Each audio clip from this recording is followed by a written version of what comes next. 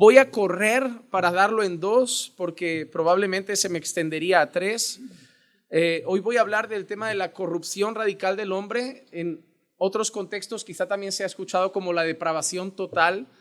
Hablaremos de ese asunto durante 2 semanas, dando a entender la condición del corazón de los hombres ahora, cuando no están en Cristo, después de la caída de Adán. Y después de 2 semanas, la tercera semana, quiero dedicarme a un tema que también es complejo porque quizá sea un asunto que divida iglesias, y es el asunto del libre albedrío. Entonces, dentro de 3 semanas, después de hablar esto, porque esto me conducirá a rematarlo con lo otro, creo que una cosa ya se entenderá muy bien. Si entendemos muy bien estas clases, entenderemos muy bien nuestra postura sobre el libre albedrío. Se habla mucho de libre albedrío, se habla mucho de cuando hablas de la gente, de, bueno, cada uno decide si quiere salvarse.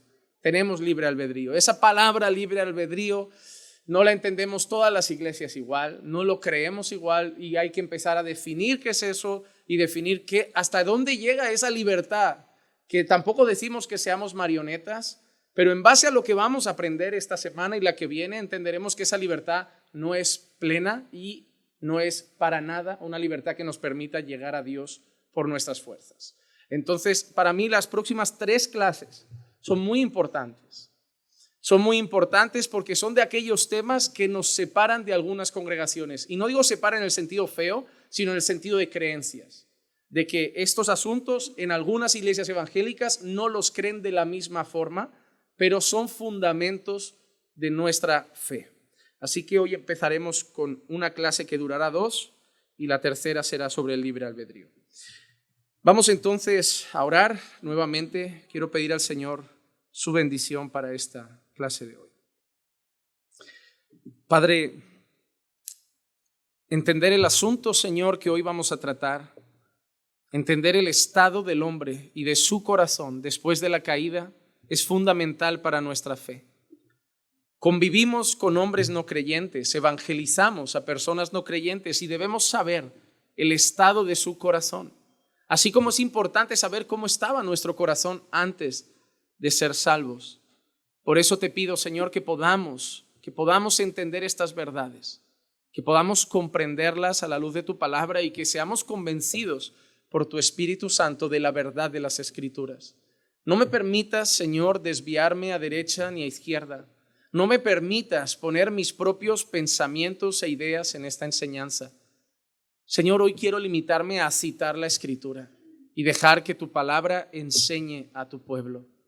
Te lo pido en el nombre de Jesús. Amén. Amén. Amén. En la clase de hoy y la de la semana que viene voy a estar citando algunas frases que me parecen importantes sobre este tema y que explican cosas que están muy bien.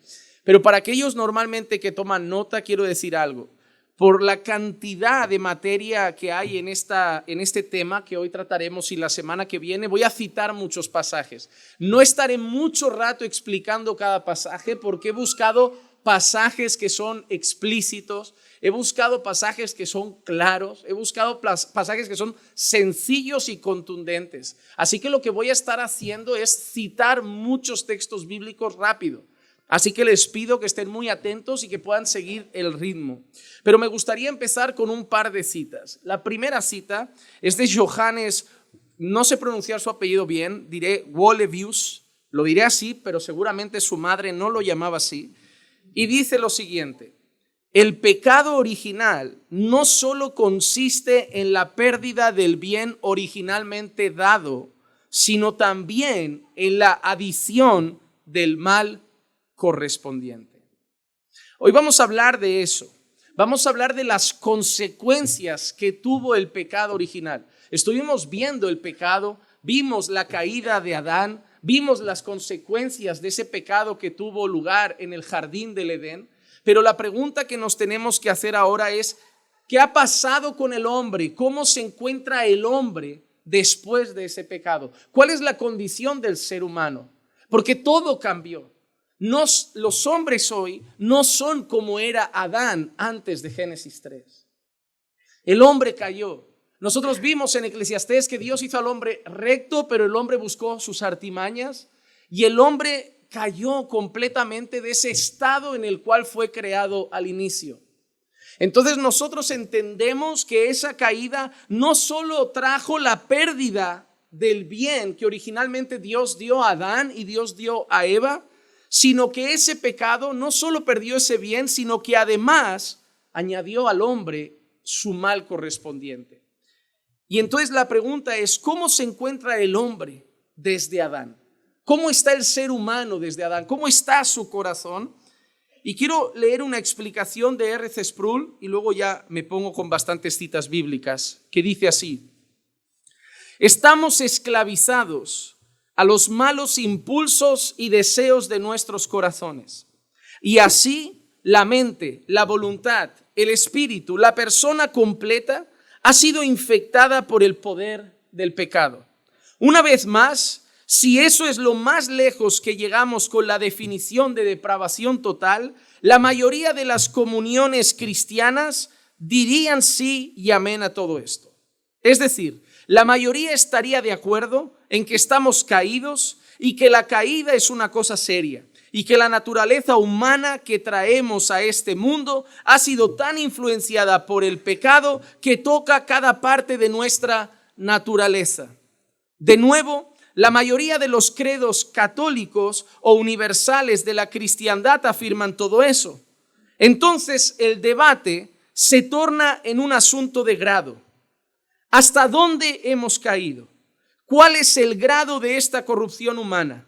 Me gusta sustituir el término depravación total con mi designación favorita, que es la corrupción radical. ¿Por qué empiezo con esto? Porque cualquier iglesia evangélica acepta que el pecado de Adán trajo consecuencias devastadoras para todos los hombres. Cualquier iglesia cristiana afirma que el hombre está marcado por el pecado. Cualquier iglesia cristiana afirma que el hombre ha sido contaminado y ha sido ahora marcado y es llevado en muchas ocasiones por su pecado. A eso cualquier denominación, ya sea bautista, ya sea pentecostal, ya sea metodista, ya sea presbiteriana, cualquiera va a decir amén y es verdad. Pero la pregunta y lo que nos separa de otros es ¿hasta qué grado afectó eso? ¿Hasta qué grado el hombre está marcado por el pecado? El hombre está marcado por el pecado hasta el punto que le es imposible llegar a Dios. El hombre está marcado por el pecado hasta el punto que es imposible que él no peque. El hombre está marcado por el pecado hasta el punto que él podría incluso, aun con esa lucha con el pecado, llegar voluntariamente y libremente a Dios. Esas son las preguntas que nos separan. Algunas iglesias te dirán, mira, el hombre está marcado por el pecado, pero todavía tiene capacidad de decidir si quiere o no a Dios. Y otras iglesias, entre las cuales nos incluimos, te dirán, el hombre está tan asediado por el pecado que si Dios no lo lleva a él, el hombre no puede ir a Dios. Y eso es lo que vamos a ver estos días.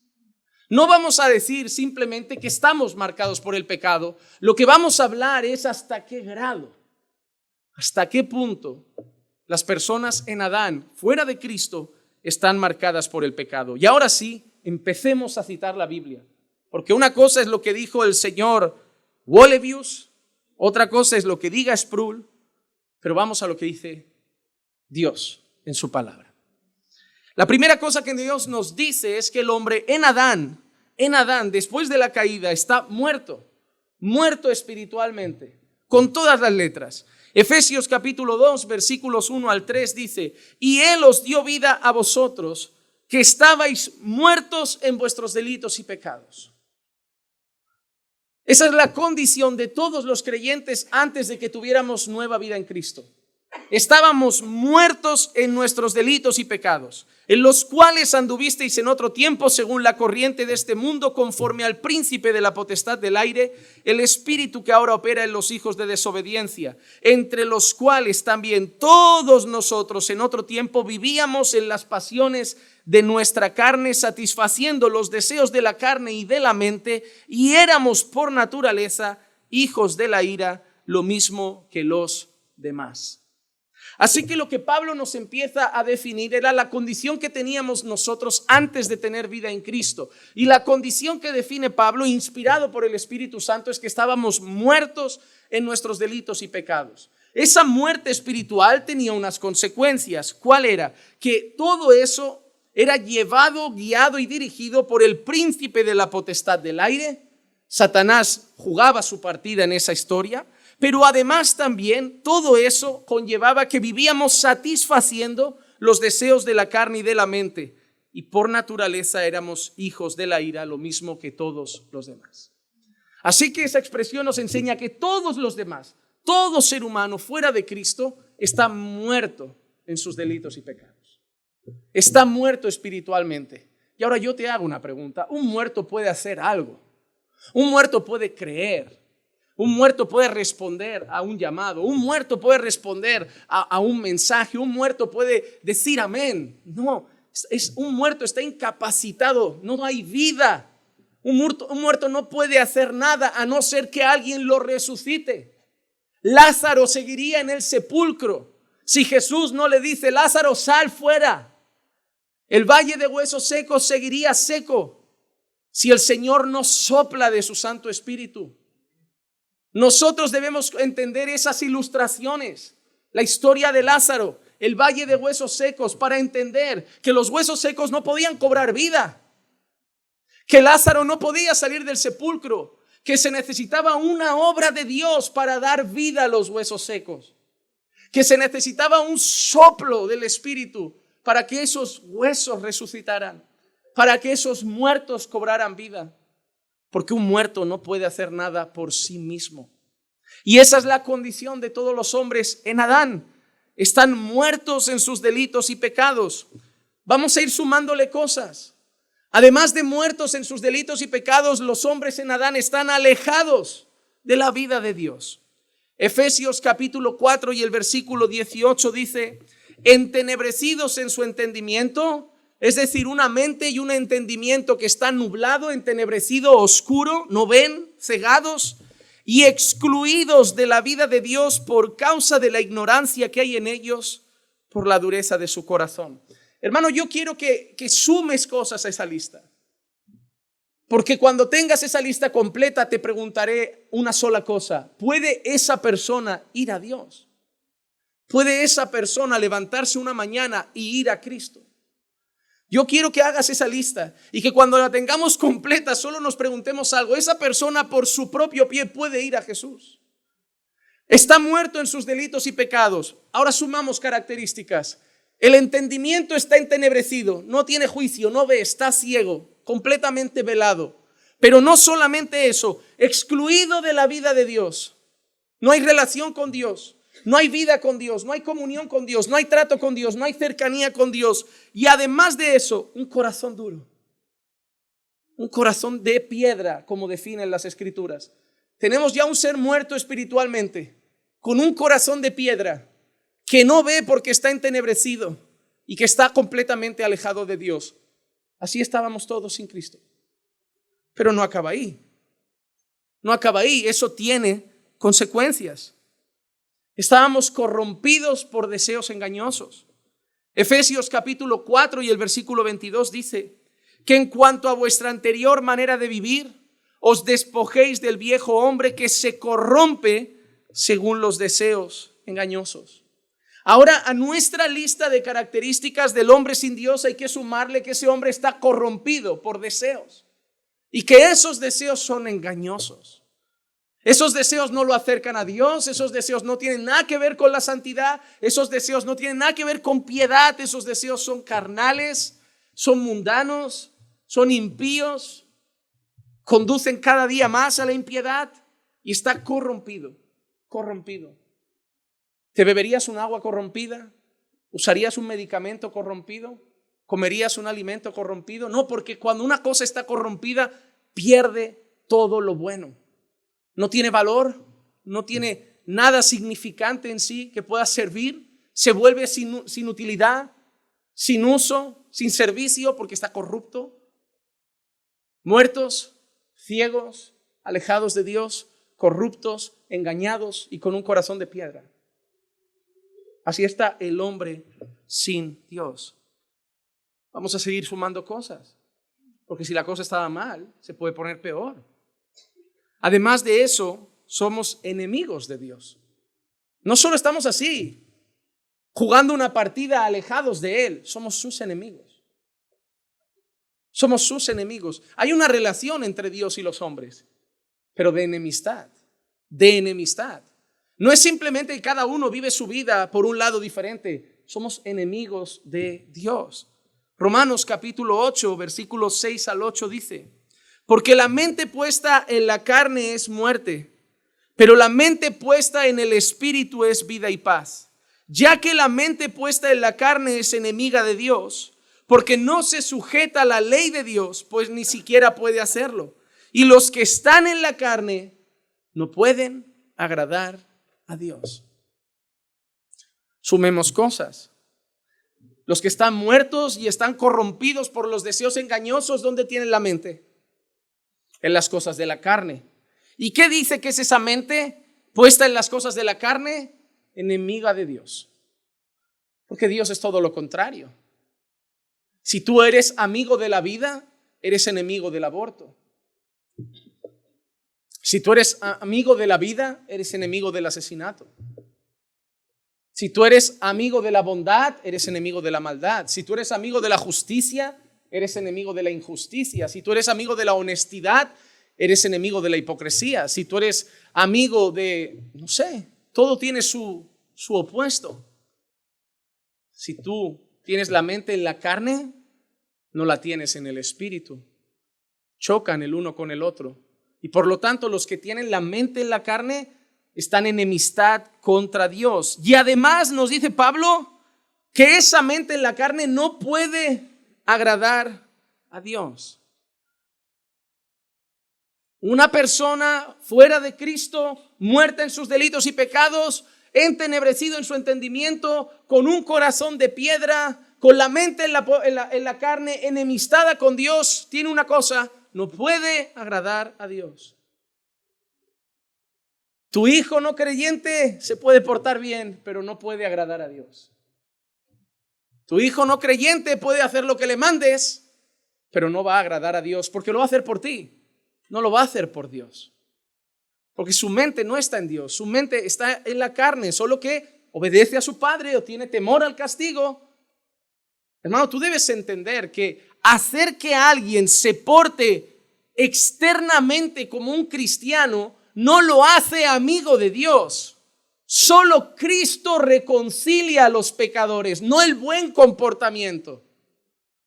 Cuidado con no creer que evangelizar es pedirle a la gente que abandone malas prácticas. Evangelizar no es pedirle a la gente: deja de hacer eso y ya eres cristiano.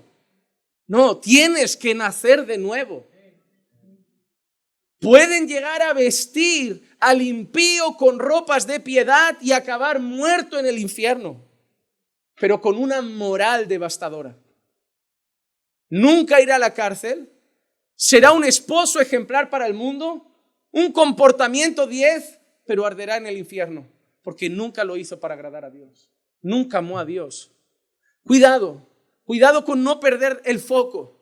¿Hay que poner normas en casa? Sí. ¿Hay que instruir en la ley? Sí. ¿Hay que poner reglas? Sí. Pero prediquen el evangelio. Sus hijos tienen que nacer de nuevo. Sus hijos tienen que nacer de nuevo. Y les doy una gran noticia. Cuando les ponen normas a los hijos, si no nacen de nuevo, hay una gran posibilidad que cuando salgan de sus ojos, de su tutela, ya no cumplan esas normas. Si su hijo nace de nuevo, cuando usted no lo vea, cumplirá las normas. Porque no lo hará ya por usted, lo hará por Dios. Su mayor meta, papá, no es que su hijo le obedezca a usted sobre todas las cosas. Su mayor meta, papá, es que su hijo obedezca a Dios sobre todas las cosas. Porque los ojos de papá no estarán siempre, pero los ojos del Altísimo no cesarán de estar sobre él. Y eso es lo que un padre debería cultivar en su hijo: temor de Dios. Y eso solo puede ser si Cristo les da vida. Así que la mente puesta en la carne no puede agradar a Dios. Santiago lo dice de esta manera, Santiago capítulo 4 y el versículo 4. Oh almas adúlteras, ¿no sabéis que la amistad del mundo es enemistad hacia Dios? Por tanto, el que quiere ser amigo del mundo se constituye enemigo de Dios. Pastor, tengo un conocido que tiene un pie en el mundo y un pie en la iglesia. No se puede ser medio amigo de los dos. Dios no nos comparte, hermano. Al mundo no le importa compartirte con Dios, ¿eh? Al mundo le da igual si el sábado te emborrachas y el domingo cantas alabanzas. Al mundo le da igual si el lunes pegas a tu esposa y el martes vienes al estudio. Al mundo no le importa, pero Dios no te comparte. Todo el que tiene un pie en cada lado, te afirmo con la mano en la palabra que tiene los dos en el mundo. Solo visita la iglesia. Porque quien se hace amigo por un instante del mundo se constituye enemigo de Dios. Dios no comparte su gloria, pero Dios tampoco comparte a su pueblo. Dios nos ha redimido como un señor compra a un esclavo. Dios ha pagado el precio, no con oro ni plata, sino con la sangre de su Hijo, para hacernos su propiedad. No a alguien que te salvo y ahora vive tu vida. No, me perteneces. Eres mío, te he comprado. Yo soy tu Padre, yo soy Dios, pero soy Señor. Tú eres siervo, eres mío, mi propiedad. He pagado un alto precio por tu vida. Y no te voy a compartir con el mundo. El mundo no ha pagado por ti. Dios no comparte a su pueblo. Sam Storms, un autor que si algún día quieren libros de él se los recomiendo, muy bueno, dice: el término depravación se refiere a la disposición o inclinación moral de la naturaleza del hombre caído hacia el mal y contra el bien. Este principio de pecado y contaminación moral es tal que el hombre es por naturaleza opuesto a lo que es verdadero y justo. La inclinación de su corazón, el deleite de su alma, la orientación de su voluntad es hacia la maldad. Nada lo obliga a pecar. Peca porque lo ama. Él se deleita en eso. No tiene gusto por Dios, sino que disfruta del mal y lo persigue con un celo voluntario. El hombre no es víctima de su pecado. El hombre ama el pecado. Nadie puede venir a ustedes con el cuento de yo no quiero hacerlo. Para mí la ilustración que nos compartió en su momento el pastor Israel Sanz es clave. Y los que estaban en la reunión, la repito porque hay gente que no estaba. El pastor Israel Sanz trajo una enseñanza una vez a un grupo de hombres y enseñaba lo siguiente. Y daba el ejemplo de una persona que a lo mejor tenía adicción a ver vídeos inmorales. Israel Sanz decía esto: imagínate que la persona cuando va a ver el vídeo pornográfico, de golpe alguien le pone una pistola en la cabeza y le dice: si ves el vídeo, disparo. ¿Tú crees que esa persona ese día va a ver el vídeo? No. Ahora imagínate que vuelve al día siguiente, se pone en el ordenador y le vuelven a poner la pistola en la cabeza y le dicen: si ves el vídeo, disparo. ¿Qué pasaría si a esa persona le hacen un mes seguido eso? ¿Sabes cuánto va a estar sin ver pornografía? Un mes. Porque valora mucho su vida. Se ama mucho. Y él no va a morir. Y si le pones un año esa pistola en la cabeza cada vez que vaya a ver el vídeo, un año sin ver pornografía. Porque se ama mucho y no quiere morir.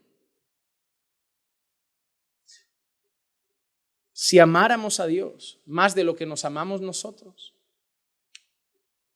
no veríamos pornografía. Pero Dios no nos pone una pistola en la cabeza.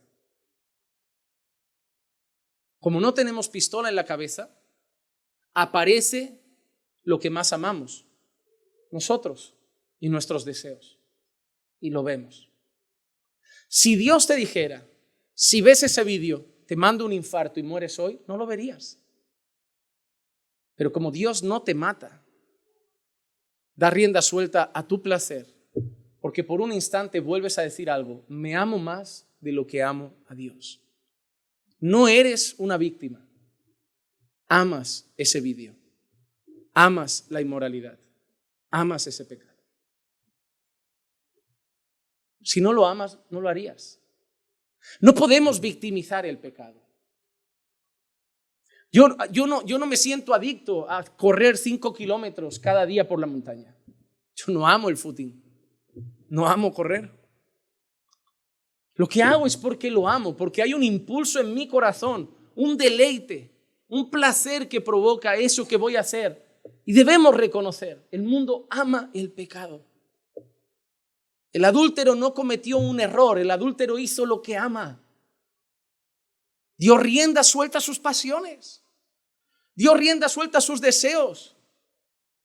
El drogadicto no es una víctima de la droga. Él se quiere drogar. Él se quiere drogar. Él quiso la primera vez, quiso la segunda vez, quiso la tercera vez, se volvió esclavo. Pero él quiso, no es una víctima. El borracho quiso, se tomó 1, 2, 3, él quiso. Él lo amó. Fue un deseo de su corazón. No hay un pecado que podamos considerar un hombre víctima de él. El hombre ama lo que hace. Hermanos, nos movemos por amores. Por eso, el mayor mandamiento de todos, resumido por Jesús, se basa en el amor. Ama a Dios sobre todas las cosas. Porque es una cuestión de amores. ¿Por qué dejamos de ver vídeos inmorales? ¿Por qué dejamos la masturbación? ¿Por qué dejamos la droga? ¿Por qué dejamos la borrachera? ¿Por qué dejamos esos pecados? Porque hemos encontrado algo que amamos más. Es una cuestión de amores. Hemos encontrado un amor mayor.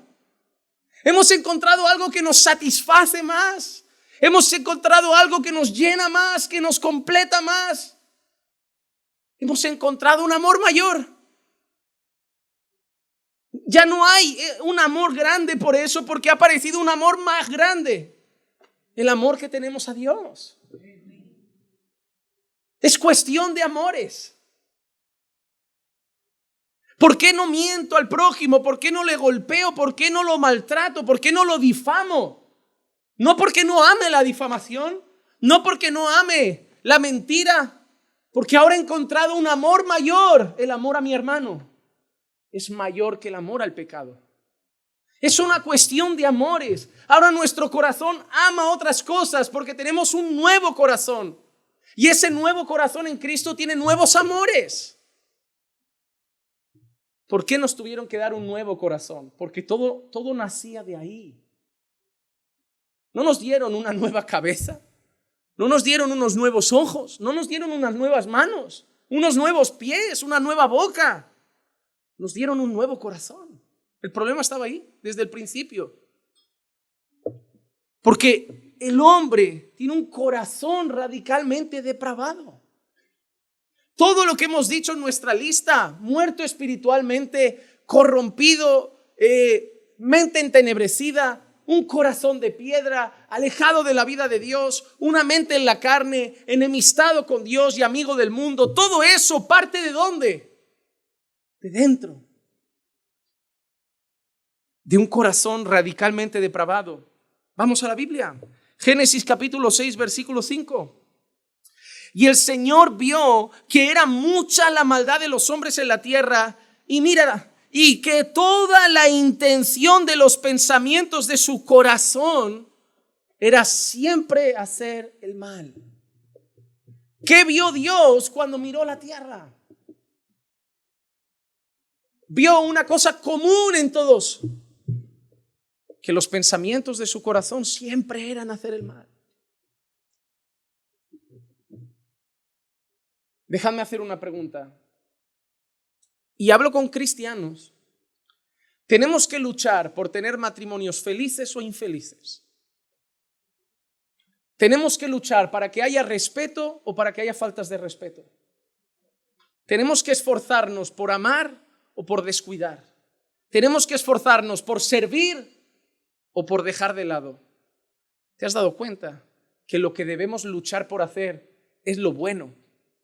y que lo malo no implica en nosotros ninguna batalla.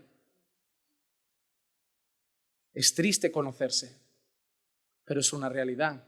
Yo nunca oro para el Señor y digo, Señor, por favor, hazme un poco más deshonesto, que estoy cansado de ser tan íntegro. Yo nunca oro así. Yo nunca digo, Señor, por favor, hazme un poco peor marido, que Cristian se merece algo imperfecto. Estoy cansado de ser este maridazo tan bueno. Yo no oro de esa manera y yo creo que tú tampoco. Pues si oramos con eso, estando en Cristo, imagínate los que están muertos, los que tienen todavía un corazón de piedra, los que siguen entenebrecidos. La diferencia es que ellos no oran como nosotros, porque ellos aman su pecado. Y nosotros oramos porque aborrecemos lo que hacemos ahora. Es una cuestión de amores. Lo que antes amaba, ahora me produce lágrimas. Me hace sentir sucio. Me hace sentir miserable. Me hace buscar el socorro de Dios. Cosas pequeñas que antes yo diría, esto antes me parecería insignificante y ahora me hacen sentir hipócrita. Es una cuestión de amores. Jeremías 17:1 dice, el pecado de Judá está escrito con cincel de hierro, con punta de diamante está grabado. ¿Dónde está el pecado grabado? Con punta de diamante, con cincel de hierro. En la tabla de su corazón y en los cuernos de sus altares. ¿Dónde está el pecado grabado? Aquí está nuestro pecado grabado. Y mira las expresiones que usa Jeremías. Con cincel de hierro, con punta de diamante. Usa metales que no se rompen, que atraviesan cualquier cosa. Es como que eso está grabado fuertemente en el corazón. Ahí está el pecado. Mira Ezequiel capítulo 6 y el versículo 9. Entonces los que de vosotros escapen me recordarán entre las naciones a donde serán llevados cautivos, porque he sufrido a causa de sus corazones adúlteros que se apartaron de mí y a causa de sus ojos que se prostituyeron tras sus ídolos, y se aborrecerán a sí mismos por los males que han cometido, por todas sus abominaciones.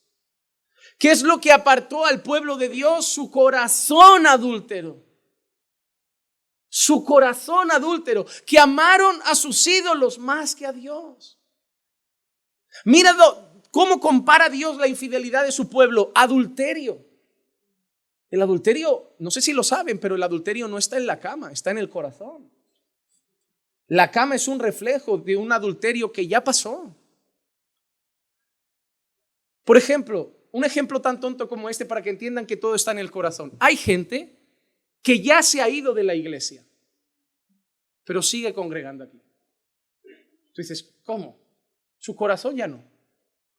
Su corazón ya no ama a la iglesia, no ama a los pastores, no ama a los hermanos, no la siente su casa. Sigue viniendo por algún motivo, porque todavía no tomó la firme decisión. Pero el día que se vaya, no, fulano se fue, no, se fue hace tiempo. En su corazón ya se fue.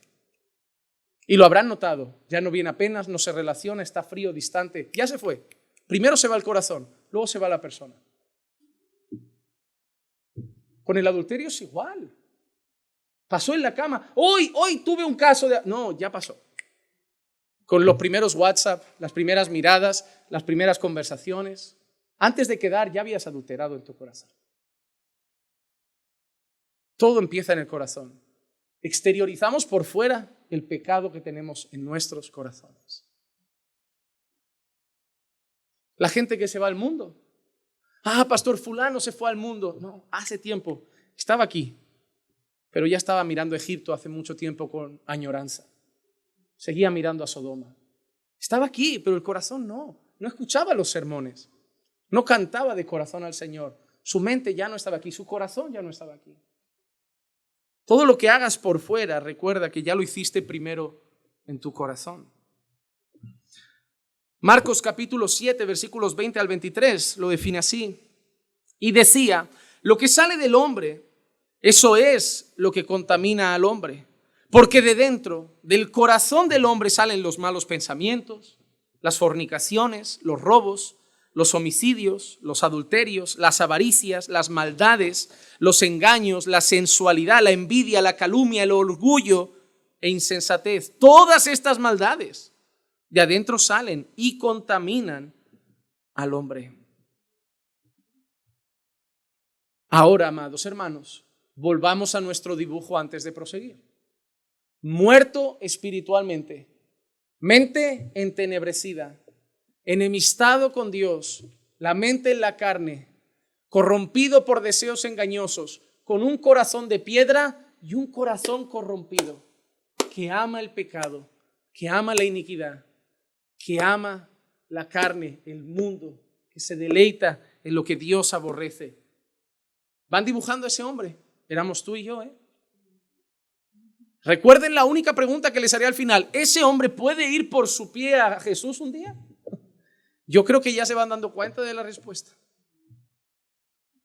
Otra cita. En esta clase iré compartiendo algunas.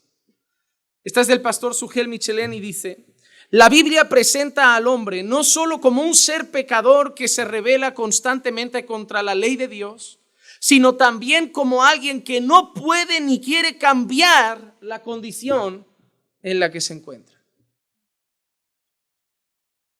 El hombre no quiere a Dios. El hombre no quiere cambiar su condición porque ama su pecado. Ama lo que hace, ama sus deleites, ama sus pasiones. Puede ser que no ame la inmoralidad, puede ser que no ame las drogas, puede ser que no ame la borrachera, puede ser que no sea un promiscuo, pero amará su orgullo, su soberbia, su ego, su éxito, su fama, su vanagloria. Pero lo ama, no lo va a cambiar, no quiere cambiarlo. Es su razón de ser, es lo que le da sentido a su vida. ¿Saben todos esos libros en este mundo que llaman al hombre a encontrar su propósito? ¿Saben por qué puede cambiar esa palabra? Ídolo. Ídolo. Encuentra lo que dé sentido a tu vida. Todo eso, un ídolo, si no es Dios. Cualquier cosa que deje pleno o con una sensación de plenitud a un hombre que no sea Dios es un ídolo.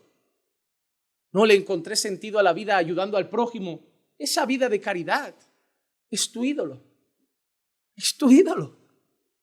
No encontré sentido en formar una familia. Los niños se han vuelto tu ídolo. Tu esposo, tu hogar se ha vuelto tu ídolo. Por eso mucha gente pierde al marido y se suicida. Pierde a los hijos y se suicida. Porque ahí estaba su corazón. Ahí estaba su ídolo. Ahí tenía su propósito. El mundo lo llama propósito. Son ídolos del corazón. Si no está Dios ahí, es un ídolo. Es un ídolo. Y no lo van a soltar. Lo aman. Lo aman.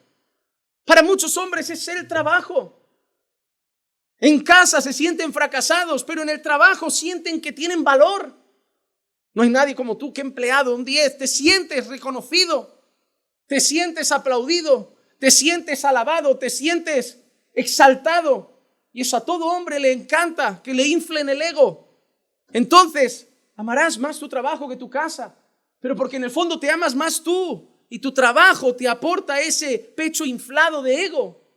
Si lo hiciera tu mujer, amarías a tu mujer. Pero tu mujer te corrige, te llama la atención, se pelea contigo, pero el trabajo te infla. Por eso cuando llega una mujer extraña y te infla, la amas a ella, crees que la amas, pero en el fondo te amas tú. Solamente vas a ir detrás de aquello que a ti te infle. Si es la amante, será la amante. Si es el trabajo, será el trabajo. Y si tu esposa se vuelve una esclava a tus pies que te trata como el marajá, será tu esposa. Pero es porque tú te amas. Ah, pastor, me dejó por la... No, te dejó por él. Hermanos, nosotros somos nuestro mayor amor. Hasta que Dios es nuestro mayor amor. Por eso no queremos cambiar. No queremos a Dios. Porque ya tenemos algo a lo que amamos sobre todas las cosas. A nosotros mismos. A nosotros mismos. Pero quiero una noticia antes de seguir. Una noticia triste.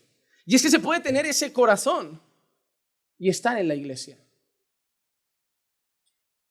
Puedes tener eso que he dicho y estar aquí sentado hoy atendiendo este estudio. Mateo capítulo 23, versículos 23 al 28 dice: ¡Ay de vosotros, escribas y fariseos hipócritas! Porque pagáis el diezmo de la menta, del eneldo y del comino, y habéis descuidado los preceptos de más peso de la ley, la justicia, la misericordia y la fidelidad. Y estas son las cosas que debíais haber hecho sin descuidar aquellas. Guías ciegos, que coláis el mosquito y os tragáis el camello. ¡Ay de vosotros, escribas y fariseos hipócritas! Porque limpiáis el exterior del vaso y del plato, pero por dentro están llenos de robo y de desenfreno. Fariseo ciego, limpia primero lo de dentro del vaso y del plato, para que lo de afuera también quede limpio. ¡Ay de vosotros, escribas y fariseos hipócritas, que sois semejantes a sepulcros blanqueados, que por fuera lucen hermosos, pero por dentro están llenos de huesos de muertos y de toda inmundicia! Así también vosotros, por fuera, parecéis justos a los hombres, pero por dentro estáis llenos de hipocresía y de iniquidad. Claro, esto uno puede decir, estos escribas y fariseos eran terribles. Eso puede servir para personas que congregan cada domingo aquí. Traéis vuestras ofrendas, cantáis vuestras alabanzas, la ropa del domingo. Para los hombres, piadosos, ejemplares, espirituales, serviciales. Pero bien sabe Dios que por dentro solo hay huesos secos e inmundicia. Se puede tener un corazón muerto, duro, de piedra. Se puede seguir muerto espiritualmente y pasar cada semana en una iglesia congregada. Se puede. ¿Pero por qué, pastor? ¿Quién va a hacer eso? El que ama su reputación de santo más de lo que ama a Dios. Puede ser que ese sea lo que ama. El cristiano siempre luce como alguien moral, como alguien diferente, como alguien de buena reputación, como alguien piadoso, como alguien honesto. Y tú tienes que seguir guardando tu reputación. La gente no va a aceptar que eres un mundano más, entonces la vas a seguir manteniendo porque te amas más que a Dios. Se puede estar en la iglesia y estar muerto en delitos y pecados. Pastor, ¿por qué cada domingo predica que la gente se arrepienta? ¿Es por los invitados? No, también es por los que congregan. También es por los que congregan. Porque a mí todos me parecen piadosos. Pero Dios, solo Dios, conoce la verdadera condición de los corazones. Y me siento con la responsabilidad de cada semana llamar al arrepentimiento a la iglesia. Porque cada semana puede haber alguien que parecía piadoso, pero ese día se vuelva santo a los ojos de Dios. Pero hay algo interesante en lo que Jesús le dice a los fariseos.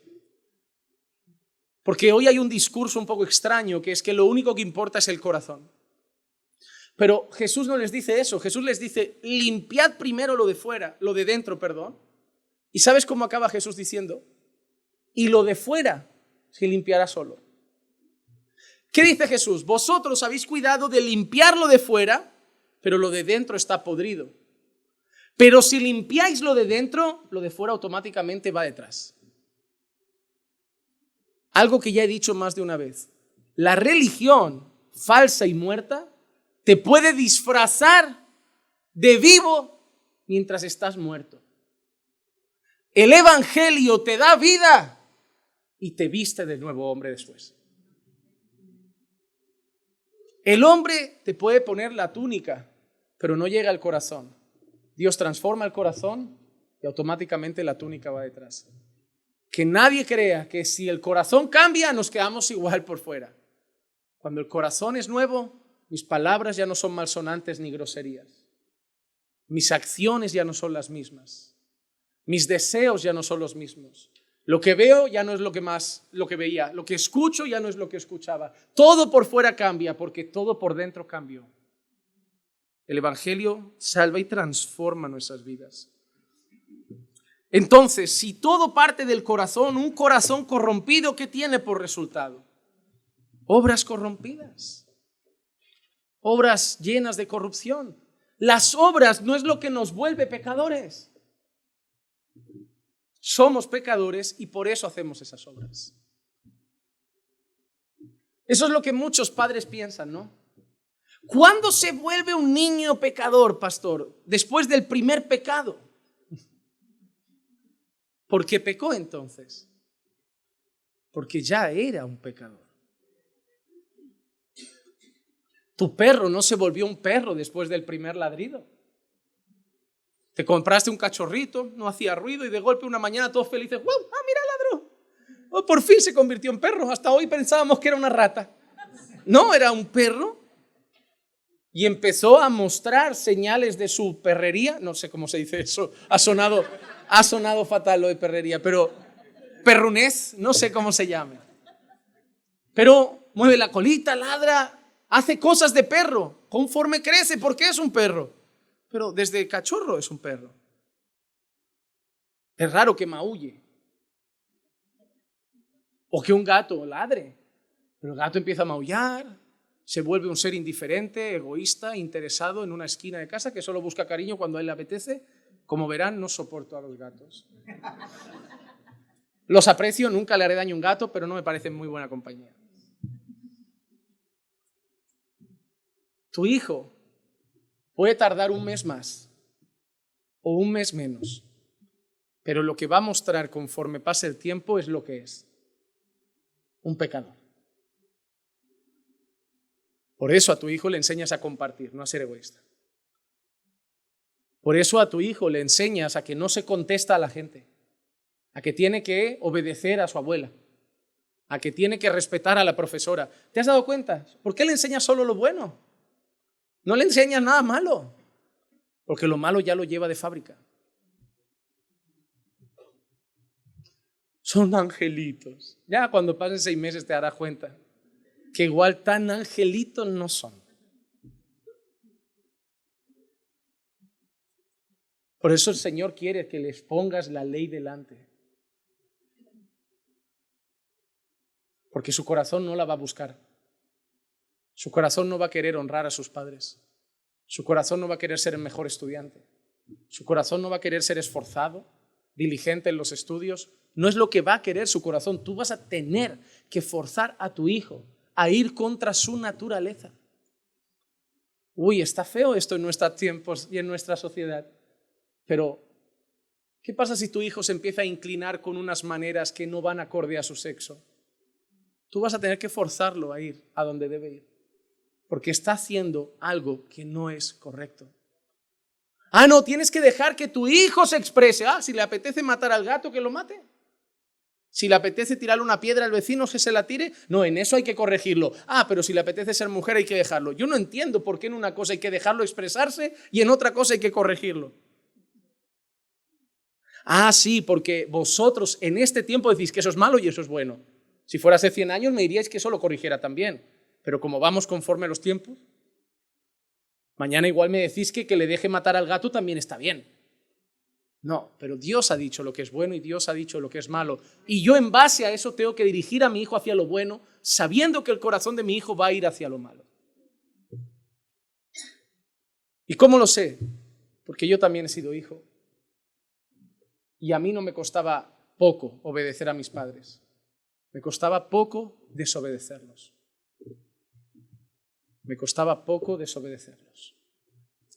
Romanos capítulo 3, versículo 13 al 18. Sepulcro abierto es su garganta, engañan de continuo con su lengua, veneno de serpientes hay bajo sus labios, llena está su boca de maldición y amargura, sus pies son veloces para derramar sangre, destrucción y miseria hay en sus caminos y la senda de paz no han conocido. ¿Por qué? Porque no hay temor de Dios delante de sus ojos.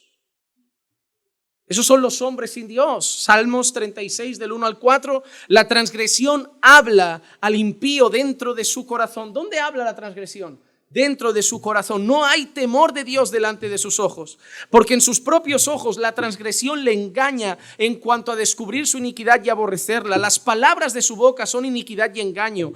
Ha dejado de ser sabio y de hacer el bien. Planea la iniquidad en su cama. Se obstina en un camino que no es bueno y no aborrece el mal.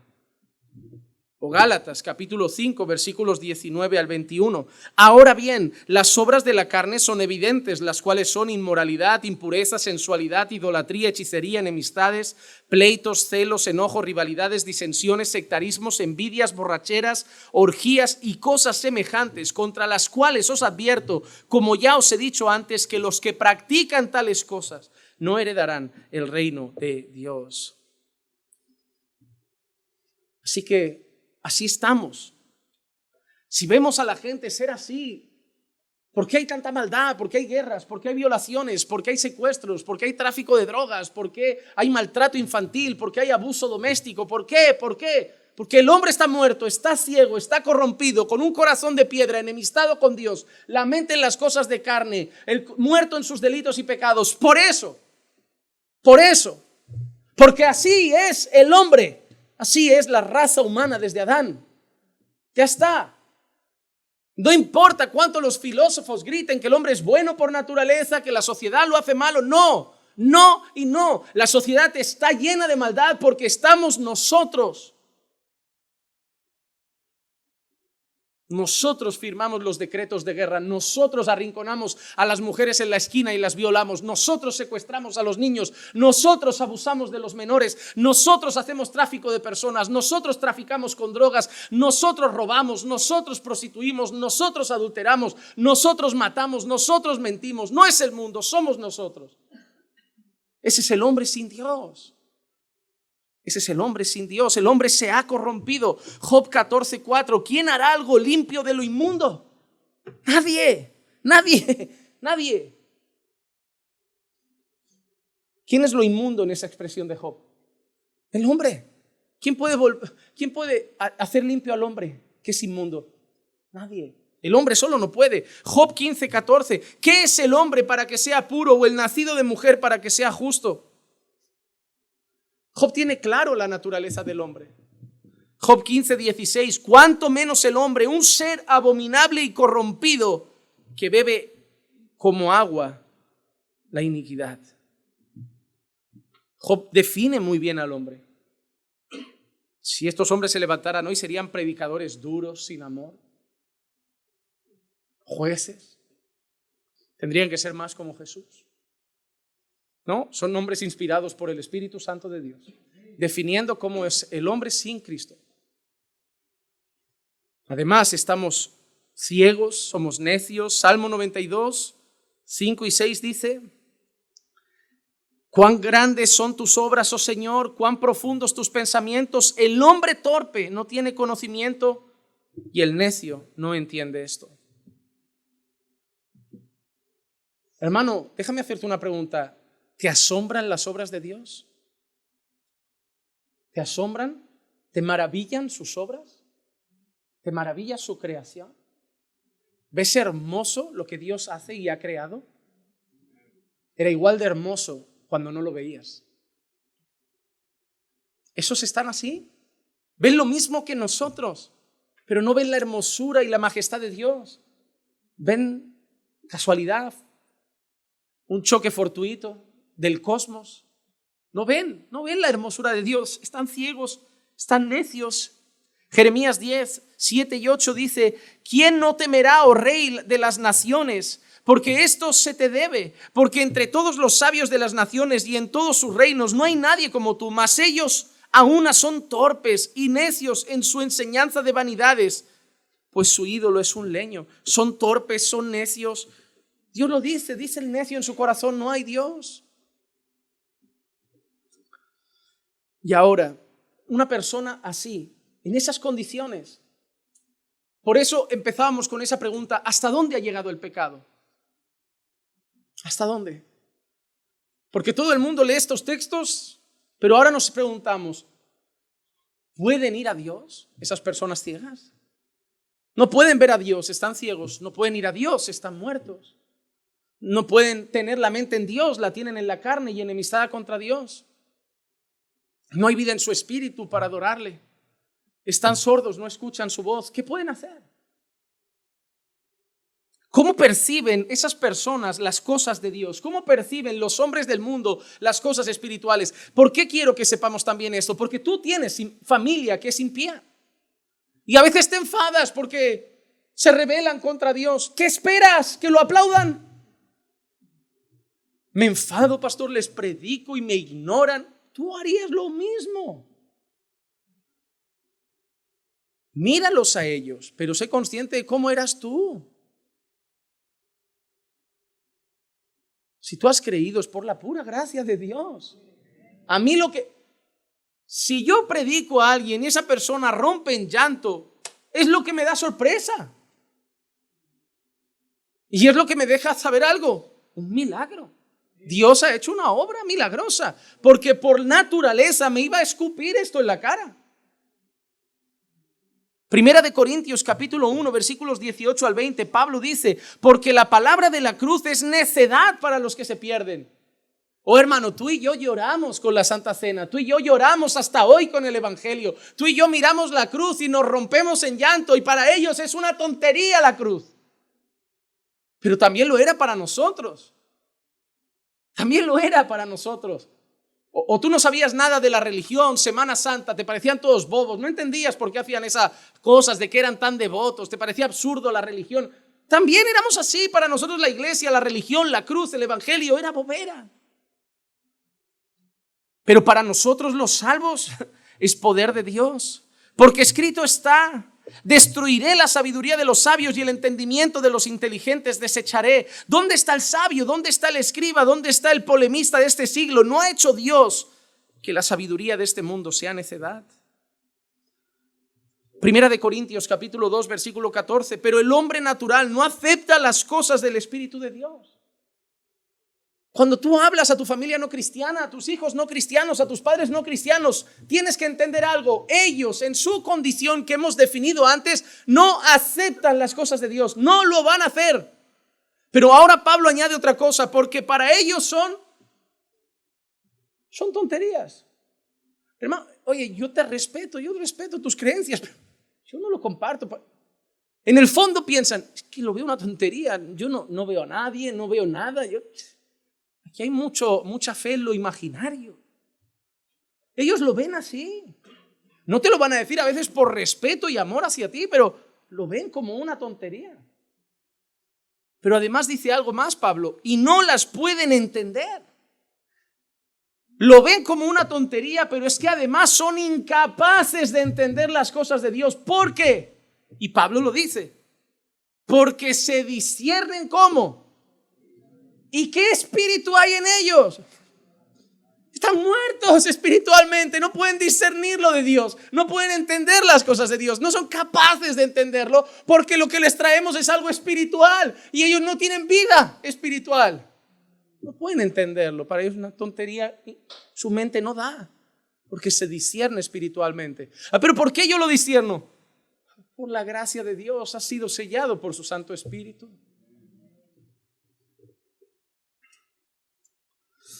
Y me gustaría llegar al final de esta primera sesión. Tomaré 2, como dije. Pero quiero aclarar una cosa. ¿Qué no significa corrupción radical? ¿Qué no significa? El hombre está así, completamente devastado, espiritualmente muerto, corrompido, enemistado con Dios, corazón de piedra, mente entenebrecida. ¿Pero qué no significa? ¿Por qué para mí eso es importante? Porque nos podemos ir al otro punto y eso lo veremos en la clase sobre el libre albedrío, de pensar que el hombre ahora es marioneta incapaz que no tiene cabeza, que es como un robot, y no. Por eso quiero aclarar otras cosas durante las enseñanzas. ¿Qué no significa que el hombre es corrupto radicalmente? La primera cosa, no significa que el hombre pecará en el mayor grado posible. Es decir, que el hombre sea corrupto radicalmente no significa que todos los hombres van a hacer lo peor de lo peor de lo peor que puedan. No. Por eso no todos son genocidas. Por eso no todos acaban violando a 30 niños, por eso no todos acaban asesinando en serie a 40 personas. Que estén corruptos en su naturaleza no significa que todos los hombres al final tengan la tendencia de ir a hacer lo peor de lo peor de lo peor. Segunda de Timoteo, capítulo 3, versículo 13 dice: pero los hombres malos e impostores irán de mal en peor, engañando y siendo engañados. Lo que hace Pablo en esa expresión a Timoteo es que cuando habla de la maldad, habla de grados de maldad. Y dice que conforme el mundo avance, la maldad del hombre irá en aumento, irá de mal en peor. Entonces, lo que Pablo está definiendo es que hay grados de maldad y no todos los hombres cometen los mismos grados de maldad. Todos pecan, pero no cometen los mismos grados de maldad. Que una persona esté muerta en sus delitos y pecados, corrompida, radicalmente caída, no significa que todos cometamos los mismos hechos.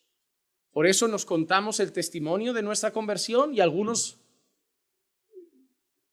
¿con qué? Sicario. Qué bueno que el Señor te salvó, hermano. ¿Y tú? No, yo orgulloso, pero no llegué a tanto.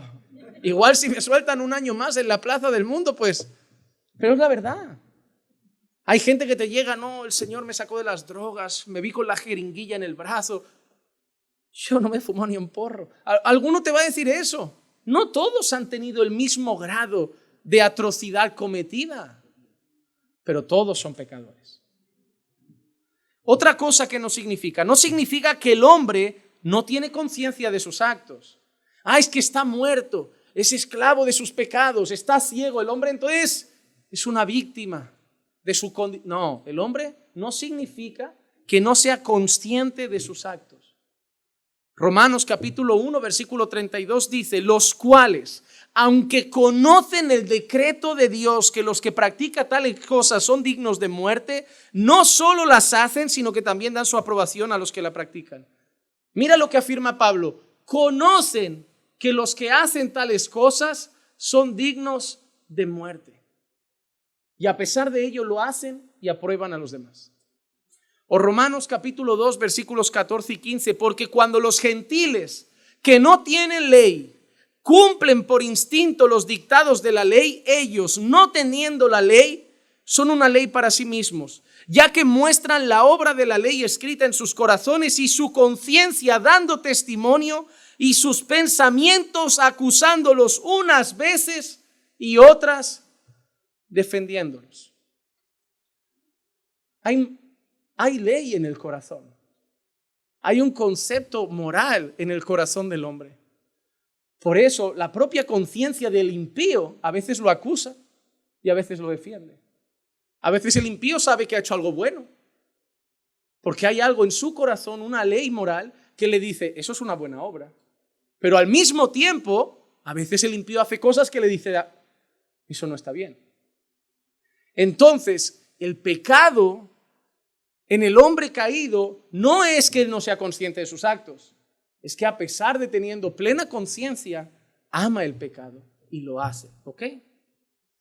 Tercera cosa que no significa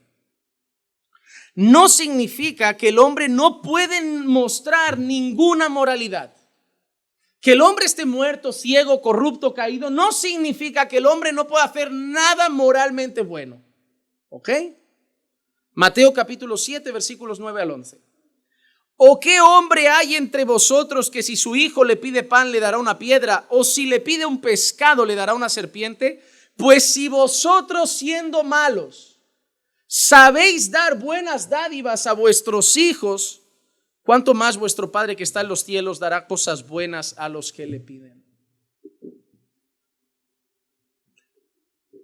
¿Conoces personas que van a ir al infierno pero pertenecen a una ONG? ¿Conoces personas que van a ir al infierno pero son hombres fieles que trabajan y viven para cuidar a sus esposas? Sí, para ir contar un chiste. ¿Conoces personas que hacen buenas obras y arderán en el infierno a pesar de ello? ¿Están muertos en sus delitos y pecados? ¿Su entendimiento está entenebrecido? ¿Su corazón es de piedra? ¿Están alejados de la vida de Dios? Pero no significa que son incapaces de mostrar algún tipo de moral. El mundo no se anda asesinando constantemente entre los padres y los hijos. Sales y hay familias que moralmente las ves adecuadas. Ves gente que dices, oye, parece que tiene buenos valores. Es más, ¿no te has encontrado personas que dices, desde fuera, parece hasta cristiano? Está hasta como más enderezado que algunos de los que van a la iglesia. Pero va a acabar en el infierno y ese petardo que tenemos ahí va a ir al cielo. Sí, es así, porque en el cielo no van los mejores, van los que han nacido de nuevo. Lo que pasa es que el proceso de santificación no es el mismo para todos. Pero hay gente ahí fuera que tiene una moral que puede ser ejemplar para muchos, pero tienen pecado y aman su pecado. A veces puede ser esa moral, el tener la familia perfecta, el comportamiento perfecto, el que la gente lo alabe y diga, qué hombre, qué mujer, qué casa, qué marido, qué familia. Y esa arrogancia sea su pecado y lo ame. Y cuide su moral, porque es la manera de cuidar su ego. El hombre está muerto en sus delitos y pecados, pero no significa que no pueda haber nada de moral en ellos. Y cuarto, no significa que todo pecador comete todos los pecados. Primera de Corintios capítulo 5, versículo 1 dice, en efecto se oye que entre vosotros hay inmoralidad y una inmoralidad tal como no existe ni siquiera entre los gentiles, al extremo de que alguno tiene la mujer de su padre. Cuando Pablo está corrigiendo ese pecado en la iglesia, Pablo hace una alusión y dice, lo que acaba de pasar en la iglesia no se ve ni siquiera entre normalmente los mundanos.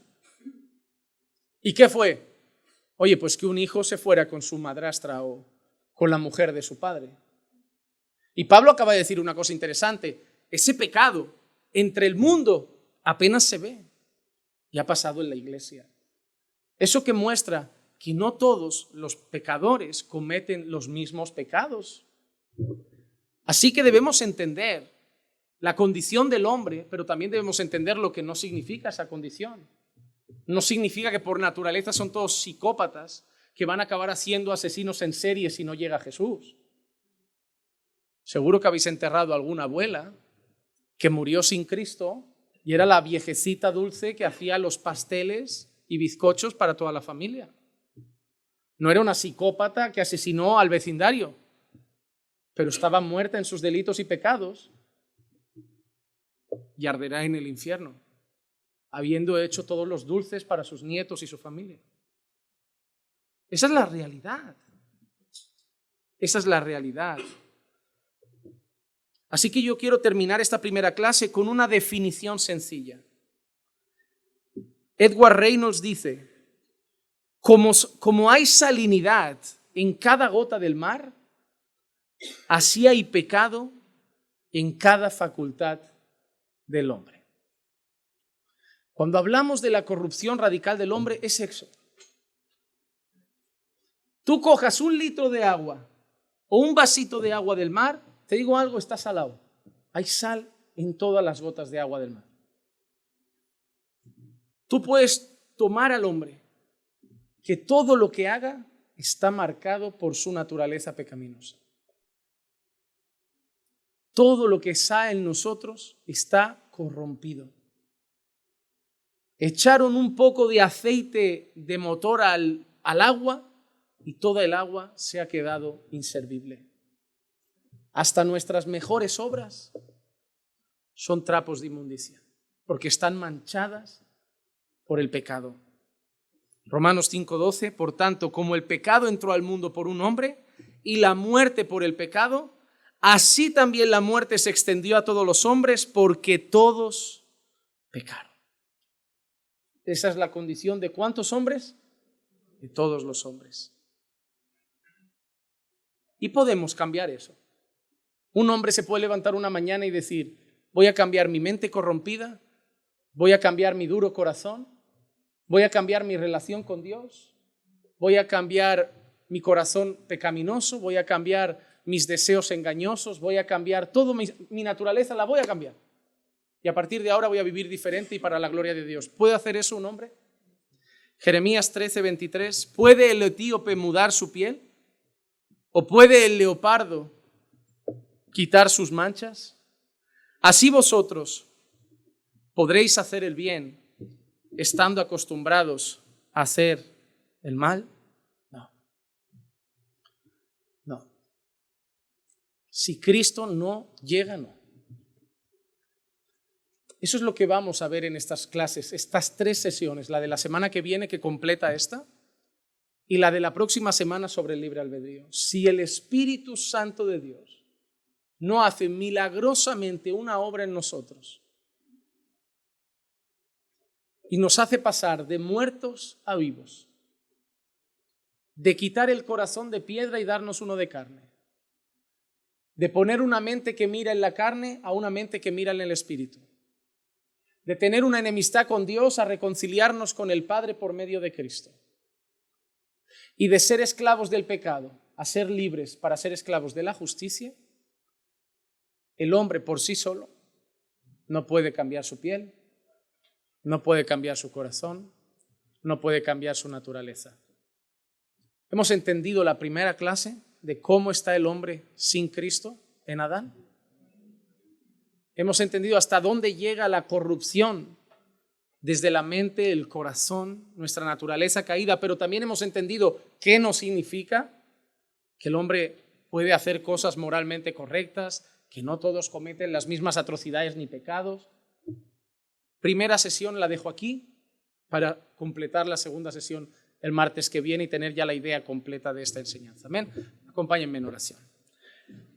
Padre, te doy muchas gracias por traer estas verdades a nuestros corazones. Gracias primeramente por enseñarnos a ver cómo se encuentran aquellas personas que están sin Cristo. A veces, Señor, los miramos como si tuvieran que portarse como cristianos y debemos entender su naturaleza y debemos entender que si tú no haces una obra milagrosa en ellos, no podrán obedecerte. Porque no pueden comprender las cosas espirituales, porque se disciernen espiritualmente y ellos son incapaces, para ellos son necedad. Ayúdanos cuando vamos a evangelizar a la familia, en el trabajo o a otras personas, a mirarlos bajo la condición en la que se encuentran, para tener, Señor, la certeza de saber contra lo que luchamos, que no es contra ellos, no es contra su carne. Es que estamos predicando a gente muerta. Es que estamos predicando a corazones de piedra. Es que estamos predicando a ojos que no ven. Por eso, Señor, no podemos ir a predicar sin antes decir, Señor, obra en los corazones. Porque si tú no lo haces, Señor, si tú no lo haces, nada pasará en las vidas. Pero sobre todo, Señor, no quiero marcharme hoy sin darte gracias, porque yo estaba así, tú me diste vida. Yo estaba ciego y tú me diste vista. Para mí el evangelio era necedad y ahora, Señor, es poder de Dios. Señor, y mi corazón era de piedra y ahora es de carne. Era un hombre rebelde y ahora soy nueva criatura en Cristo. Era esclavo del pecado y ahora libre para la justicia. Era hijo del diablo y ahora soy hijo tuyo. El leopardo no puede quitar sus manchas, el etíope no puede mudar su piel. Yo no podía cambiar, pero tú me diste vida. Tú soplaste tu espíritu en mí y tú me hiciste nacer de nuevo. Por eso, Señor, gracias. Porque recordando esa condición, sé que no hay mérito en mi salvación. Sé que no hay mérito y que si estoy hoy aquí, si hoy puedo ver, si hoy puedo contemplar, si hoy puedo creer, es por tu gracia y misericordia, Señor. Gracias por haberme salvado, porque yo nunca habría ido a ti, pero tú me escogiste desde antes de la fundación del mundo, así como a todos mis hermanos. Gracias, Padre, gracias por haberme salvado por tu amor. Gracia y misericordia, gracias, Señor. Y permite con mis ojos ver cómo sigues salvando a otros. Y úsame para llevar ese mensaje. Porque para ellos es necedad, pero tú has querido salvar a los pecadores a través de la locura de la predicación. Úsanos para llevar el mensaje y descansar que tú harás la obra en aquellos que tú quieras. Llévanos con bien a nuestros hogares. Danos una noche de descanso, Señor. Permítenos dormir en paz y armonía y serenidad. sabiendo que tú nos guardas. Y que mañana, Señor, aunque no haya culto, podamos vivir un día para tu gloria también. Que no nos olvidemos de meditar en nuestra casa tu palabra, buscarte en oración, para cultivar nuestra vida y comunión contigo. Porque antes estábamos alejados de la vida de Dios, pero ahora somos reconciliados. Y queremos aprovechar esa reconciliación para caminar contigo todos los días. Gracias, Señor, por el regalo de la salvación. Gracias por Cristo. Y en su nombre oramos. En el nombre de Jesús.